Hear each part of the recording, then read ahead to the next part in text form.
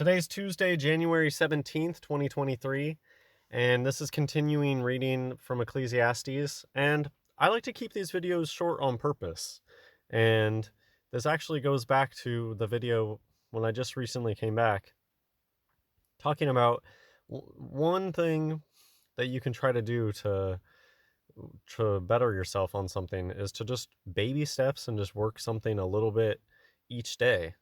And I know that that is that's advice that gets thrown around all the time, that to make something a habit you just have to do it every day.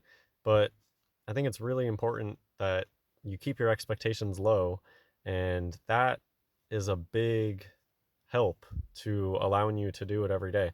Imagine if I had these huge expectations for my daily videos. If I was like, I just need to have this revolutionary message each day, I'd get so burnt out. I would run out of ideas so fast and feel burnt out. And this imaginary goalpost that I set for myself would be the thing that stops me from continuing to do the thing that I want to do, which is make videos that are about the word.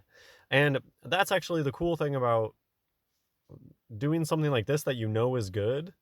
It's like the worst case scenario is you did something good. If you read a chapter from the Bible, what's the worst thing that could possibly happen from that?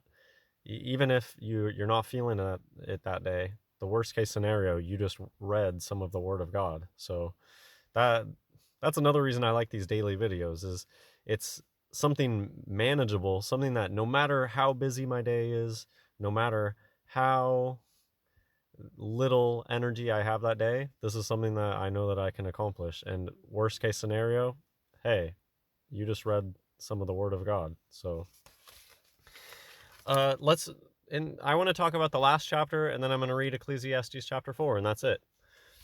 So there's a time for everything under the sun, and there's two sides. This chapter, Ecclesiastes chapter 3, I think that it's just getting at that idea of you can't really have one without the other. Life is full of these contrasting ideas they're really the same thing. It's just opposite ends of the spectrum of the same idea. And you need weeping to appreciate laughing. There doesn't exist a place where it's just laughing all the time. And I mean, maybe heaven, some of these things become different, but just here on earth, what Ecclesiastes is this person is searching for the meaning of life, the answer to life here. And it's just a truth of this place that you can't have one without the other down here. And love and hate comes to mind, especially because love all the time is something that gets pushed by Pauline message. So people who are all about Paul and they love Paul's message about love are constantly talking about love. And while I think love is good, I think that they're missing some wisdom here from Ecclesiastes, where there's time for love and a time for hate. It, as far as I can tell, the message from Jesus is not the same message from Paul. And it seems that it's Paul Saul who decided to make everything about love. Jesus did talk about love, and love is really important, and we are supposed to love one another, and we are supposed to love our neighbor as ourselves, love one another, treat one another how you want to be treated. That's really important. But that's not like the end all be all. And there are things to hate. I just think of all the times that Jesus said things that are shocking, like when Jesus calls the woman a dog or calls Peter Satan. Those are times where it's like, whoa, okay. Uh, there is a time for hate. There are things to hate. There's a lot of things to hate here on earth. So I I think it's important to remember that you can't whitewash everything. There is a lot in this world to be depressed and sad about. I think it's part of not becoming complacent. I think that if you're in a place where everything is love, I think it's just a complacency or being lukewarm. How could you think that everything is so lovely.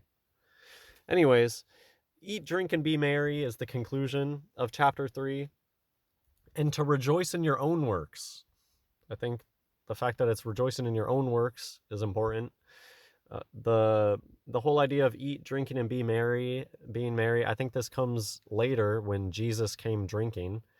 So Jesus did drink wine. Obviously, Jesus was not getting super wasted and acting in the ways that humans act sometimes when drinking. But Jesus was not a teetotaler and didn't touch any of that stuff. So I think that he agrees with this message here, that there is time to be happy and have fun here. You don't have to be a complete stick in the mud. And I think that that even gets into the holier than thou thing, because this is an aspect where you'll get a lot of groups of people that try to say, I'm better than you because I don't even drink wine. So that, I think that that also comes into this, that that's not the answer. I think that the author of Ecclesiastes knew, yeah, life isn't about depriving yourself of all pleasures and that somehow that's going to bring you to salvation. That's not it either. You do see that in a lot of Eastern stuff, denying yourself of any pleasure. That's going to somehow save you. No. All right, so those are my thoughts on chapter 3, and I'm going to read chapter 4, and that'll be it for today. Ecclesiastes chapter 4. So I returned and considered all the oppressions that are done under the sun, and behold, the tears of such as were oppressed, and they had no comforter. And on the side of their oppressors there was power, but they had no comforter. Wherefore I praise the dead which are already dead more than the living which are yet alive. Yea, better is he than both they which hath not yet been, who hath not seen the evil work that is done under the sun. Again I considered all travail and every right work, that for this a man is envied of his neighbor. This also is vanity and vexation of spirit. The fool foldeth his hands together, and eateth his own flesh. Better is an handful with quietness than both the hands full with travail and vexation of spirit. Then I returned, and I saw vanity under the sun. There is one alone, and there is not a second. Yea, he hath neither child nor brother. Yet is there no end of all his labor. Neither is his eye satisfied with riches, neither saith he, for whom do I labor, and bereave my soul of good? This is also vanity, yea, it is a sore travail. Two are better than one, because they have a good reward for their labor. For if they fall, the one will lift up his fellow. But woe to him that is alone when he falleth, for he hath not another to help him up. Again, if two lie together, then they have heat. But how can one be warm alone? And if one prevail against him, two shall withstand him. And a threefold cord is not quickly broken. Better is a poor and wise child than an old and foolish king, who will no more be admonished. For out of prison he cometh to reign, whereas also he that is born in his kingdom becometh poor. I considered all the living which walk under the sun, which with the second child that shall stand up in his stead. There is no end of all the people, even of all that have been before them. They also that come after shall not rejoice in him. Surely this also is vanity and vexation of spirit. Hope you enjoyed the video. God bless everyone.